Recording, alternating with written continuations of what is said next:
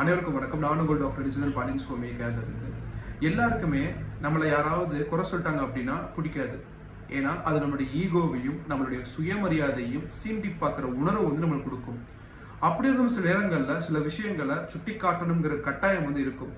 பெரும்பாலும் இந்த மாதிரி விஷயங்கள் எல்லாமே பிரச்சனையில தான் போய் முடியும். எப்படி ஒருத்தவங்கள பிரச்சனை இல்லாமல் அவருடைய குறைகளை சுட்டி காட்டுறது அப்படிங்கிற விஷயத்த தான் வீடியோ பொருள் பார்க்க போகிறோம். இது ரொம்ப ஒரு பவர்ஃபுல்லான ஒரு டெக்னிக். முயற்சி பண்ணி பாருங்க. முதல்ல ஒருத்தவங்களை குறை சொல்றதுக்கு முன்னாடி அவருடைய நிறைய சொல்லி ஒரு வாக்கியத்தை ஆரம்பிங்க. இடையில பட் இல்ல ஆனா அப்படிங்கிற வார்த்தையை சேர்க்காம, இருந்தாலும் நீங்க இந்த விஷயத்துல மாற்றம் கொண்டு வரணும் அப்படிங்கிற உங்களுடைய குறைகளை அதை சேருங்க. முடிக்கும் போது அவர்களுடைய பாசிட்டிவான சில விஷயங்களை சேர்த்து இந்த வாக்கியத்தை முடிங்க. இது உளவியல் ரீதியா ரொம்ப ரொம்ப பவர்ஃபுல்லான ஒரு டெக்னிக். இப்படி பண்ணும்போது நீங்க எதிர்பார்க்கிற விஷயங்கள் நடக்கிறதுக்கு வாய்ப்புகள் நிறைய இருக்கு. இது தொழில் ரீதியாகவும் உறவு ரீதியாகவும் நல்ல ஒரு விளைவுகளை உங்களுக்கு கொடுக்கும். முயற்சி பண்ணி பாருங்க. தேவைப்படுற குறிப்பை நீங்க பகிருங்க. நெக்ஸ்ட் குறிப்பில் வேற ஏதாவது விஷயங்களை பத்தி நம்ம பார்ப்போம். நன்றி.